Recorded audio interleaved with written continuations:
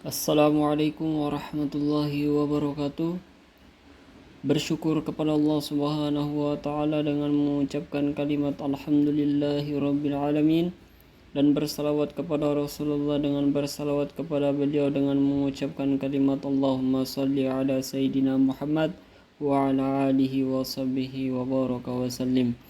Adapun hal yang akan saya bawakan pada hari ini mengenai presentasi dengan judul materi hukum perdata. Oke, langsung saja masuk poin ke pertama. Adapun pengertian hukum perdata. Hukum perdata secara umum adalah serangkaian peraturan hukum yang mengatur hubungan subjek hukum, orang dan badan hukum yang satu dengan subjek hukum yang lain, dengan menitik beratkan pada kepentingan pribadi dari subjek hukum tersebut. Hukum perdata terbagi menjadi dua, yakni hukum perdata material dan hukum perdata formil. Kemudian, adapun sistematika hukum perdata, hukum perorangan mengatur masalah manusia sebagai subjek hukum. Kewenangan hukum mengatur tentang keahlian dalam memiliki hak untuk bertindak sendiri dalam melaksanakan haknya. Kemudian hukum keluarga memuat masalah perkawinan serta hubungan yang ada dalam hukum, harta kekayaan antara suami istri, hubungan antara anak dan orang tua, dan juga masalah perkawinan yaitu hubungan wali dengan anaknya. Kemudian hukum harta kekayaan mengatur tentang bagaimana hubungan hukum yang dapat dinilaikan dengan uang, memuat aturan hukum yang mengatur hubungan hukum seseorang dengan lapangan harta kekayaan seperti perjanjian, gadai, dan sebagainya. Kemudian yang terakhir hukum waris mengatur tentang benda serta kekayaan seseorang apabila orang tersebut telah meninggal dunia. Kemudian adapun hukum perorangan. Hukum perorangan adalah hukum tentang orang, mengatur tentang orang, nama orang, tempat tinggal, kecakapan hukum, dan badan hukum sebagai subjek hukum. Subjek hukum yang pertama manusia, yang kedua badan hukum. Kemudian pembagian badan hukum terbagi menjadi dua, yakni satu badan hukum publik, kemudian yang kedua badan hukum privat. Selanjutnya domisili. Domisili adalah tempat di mana seseorang dianggap selalu hadir mengenai hal melakukan hak-haknya dan memenuhi kewajibannya, meskipun sesungguhnya dia bertempat tinggal di tempat lain. Kemudian macam-macam domisili terbagi menjadi dua, tempat tinggal yang sesungguhnya dan tempat tinggal pilihan.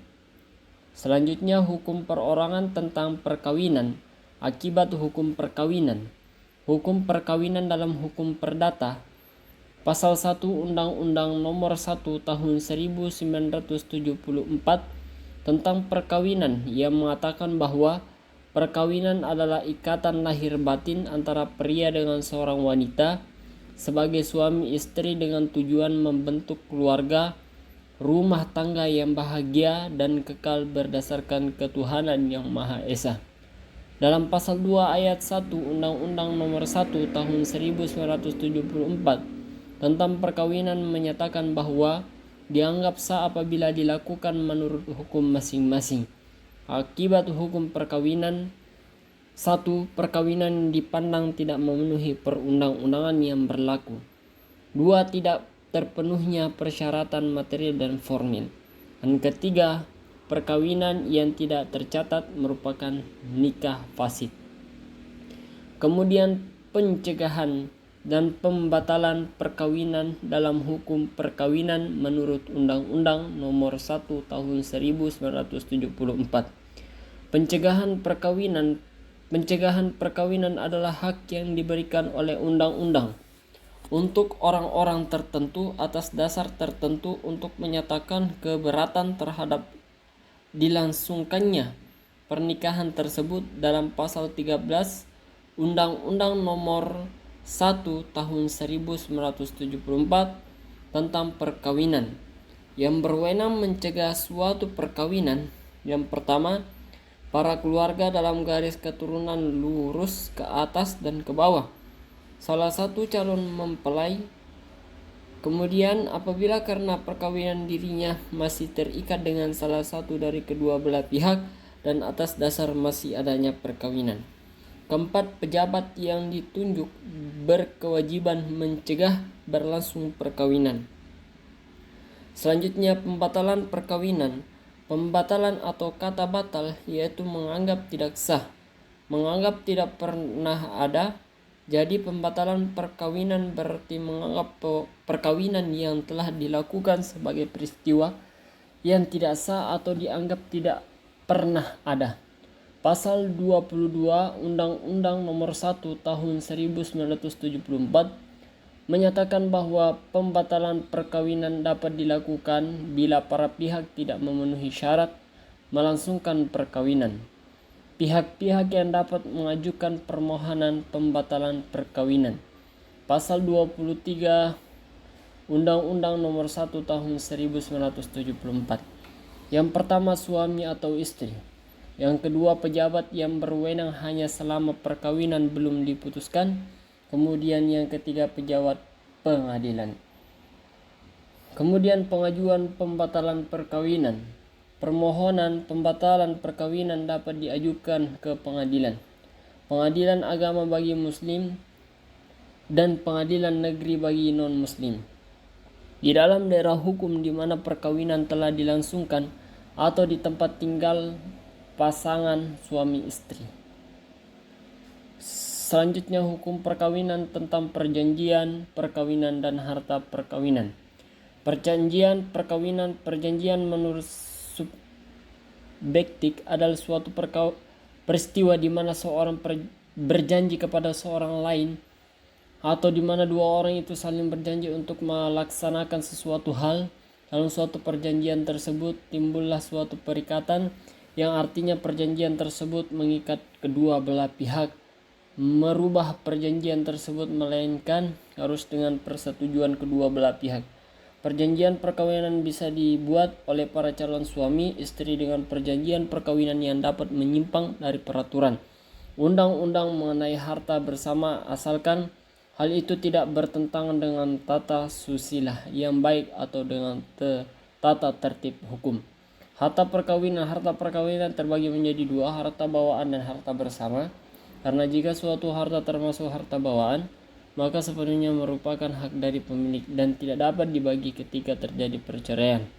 Harta bawaan terdiri dari penghasilan dan hadiah yang diperoleh sebelum menikah, harta yang diperoleh melalui hibah, harta yang diperoleh dari wasiat, dan harta yang diwarisi dari warisan. Harta bersama menurut pasal 36 ayat 1 Undang-Undang tahun 1974 tentang perkawinan. Harta bersama yang diperoleh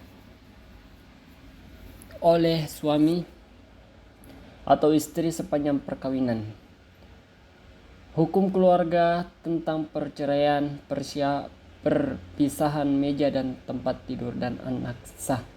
Perceraian adalah batalnya suatu perkawinan dengan keputusan pengadilan atau atas permintaan salah satu pihak dalam perkawinan. Undang-undang tidak mengenal perceraian atas dasar suka sama suka antara suami dan istri, tetapi harus ada alasan tertentu. Perceraian diajukan pada hakim secara gugat biasa dalam perkara perdata, tapi harus didahului dengan meminta izin pada ketua pengadilan negeri untuk menggugat sebelum izin diberikan. Perpisahan meja dan tempat tidur. Perpisahan meja dan ranjang adalah suatu keadaan di mana suami istri tidak hidup bersama karena lagi ada suatu perselisihan tapi suatu ikatan perkawinan masih ada. Aturan pemisah meja dan tempat tidur dalam KUHP Perdata diatur dalam pasal 234 KUHP, yaitu gugatan diajukan, diperiksa dan diputuskan dengan cara yang sama seperti gugatan cerai. Kemudian aneksa dalam undang-undang perkawinan mengatur hak dan kewajiban antara orang tua dan anak yang menyangkut beberapa hal, memberi biaya hadhanah untuk anak-anaknya yang belum mencapai umur 21 tahun. Jika anak telah dewasa, ia wajib memelihara menurut kemampuannya orang tua dan garis lurus ke atas bila mereka itu memerlukan bantuannya dalam pasal 46 Undang-Undang Perkawinan. Mungkin itunya presentasi yang sempat saya sampaikan. Untuk kurang lebihnya mohon dimaafkan.